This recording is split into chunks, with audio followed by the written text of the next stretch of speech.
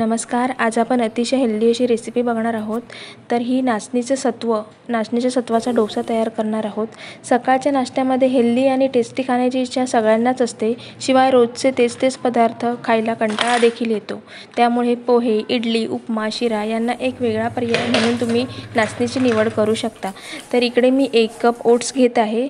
1 cup ओट्समध्ये मी अर्धा cup रवा टाकणार आहे. कपचं प्रमाण मी सेम घेतलं आहे. आणि ही 1 कप मी नाचणी पाण्यामध्ये भिजत ठेवली होती. 1 दिवस भिजवल्यावरती मी 2 दिवस बाहेर ठेवली होती. त्याच्यानंतर याला कोंब आले आहेत. आता आपण याचं बॅटर तयार करून घेऊ. नाचणीचं सत्व बनवतात त्याच्यासाठी नाचणीला असं भिजत ठेवून कोंब काढून त्याचे पीठ तयार केले जाते. तर हे इन्स्टंट नाचणीचं सत्व आपण तयार करून त्याचे डोसे तयार करत आहोत. तर इथे मी 2 कप पाणी टाकलं आहे. 1 कप आपल्याला इथे 1 चमचा मेथी पावडर आणि चवीप्रमाणे मीठ टाकायचं आहे. इकडे आपलं बॅटर तयार झालं आहे. आता आपण याच्यामध्ये कन्सिस्टन्सी थोडी थिक करण्यासाठी पीठ घट्टसर करण्यासाठी थोडं तांदळाचं पीठ ॲड करू. इथे मी पॅनला कांद्याच्या साहाय्याने तेल लावत आहे.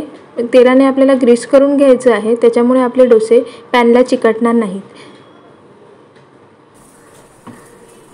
इथे 2 चमचे मी तांदळाचं पीठ वापरत आहे. आता मिश्रण आपण ढवळून घेऊ. मिश्रण आता घट्टसर झालं आहे. तर याचे आता डोसे काढायला आपण सुरुवात करू. इथे मी 1 स्लॅशे इनो वापरत आहे.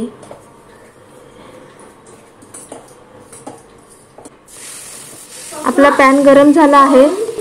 आता आपण इथे डोसे काढायला सुरुवात करू. आपला पॅन गरम झालेला आहे. अतिशय जाळीदार डोसे तयार झाले आहेत. दोन्ही बाजूने आपल्याला डोसे फ्राय करून घ्यायचे आहेत.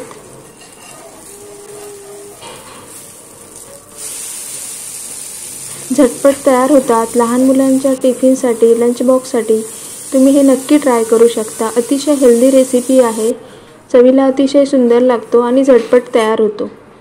अशा पद्धतीने मी सर्व डोसे काढून घेत आहे. याच्यासाठी मी नारळाची चटणी बनवली आहे.